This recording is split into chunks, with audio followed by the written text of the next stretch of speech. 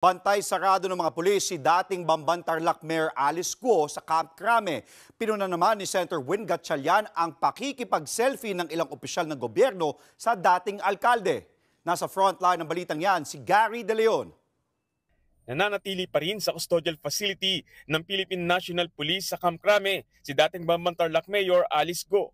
Ayon sa pulisya, nakapag-adjust at nakatulog naman daw ng maayos ang dating alkalde sa ikalawang araw ng pamamalagi niya sa selda. Solo niya ang selda na mayroon sariling banyo at kama tulad ng regular na mga PDL. Walang aircon at cellphone si Guo. Mahigpit ang seguridad kay Guo na binabantayan ng mga babaeng pulis. Kinain po niya yung rasyon po na galing po sa PNP. Sa ngayon po ay nasa loob daw po siya ng selda po niya at nagbabasa po ng libro. Pero mula nang makulong, wala pa raw dumadalo ng kamag-anak o kaibigan kay Guo, maliban na lang sa kanyang mga abogado. Sa ngayon, ayon sa pulisya, handa silang bigyan seguridad at escort si Guo sa paghatid sa kanya sa Senado sa Lunes. Kaugnay pa rin niya ng operasyon ng illegal na pogo sa kanyang bayan.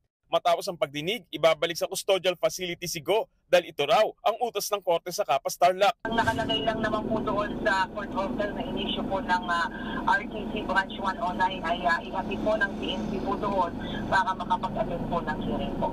Hanggat hindi raw nagpapiyansa si Guo, mananatili siya sa PNP at hindi sa Senado.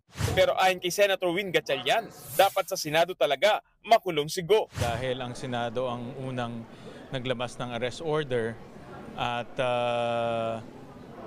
nung nahuli si Alice Guo sa Jakarta, Senado lang ang merong outstanding arrest order. Naniniwala raw si Gatchalian na may tumulong sa paglabas ng bansa ni Guo pero hindi siya kumbinsido na may banta sa buhay ng dating alkalde. In fact, kung nasa labas siya, mas delikado pa nga dahil nga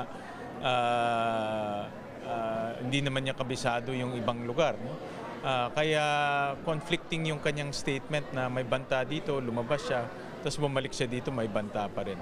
Napuna rin ng senador ang mga opisyal ng gobyerno na nagawa pang makipag-selfie kay Guo. Hindi karapat-dapat at hindi appropriate yung ganyang pagsa-selfie dahil seryosong issue to at nakakahiya naman buong mundo nakita ngayon na pinagtatawanan natin ng mga ganitong seryosong sitwasyon. Nagbabalita mula sa frontline, Gary De Leon, News 5.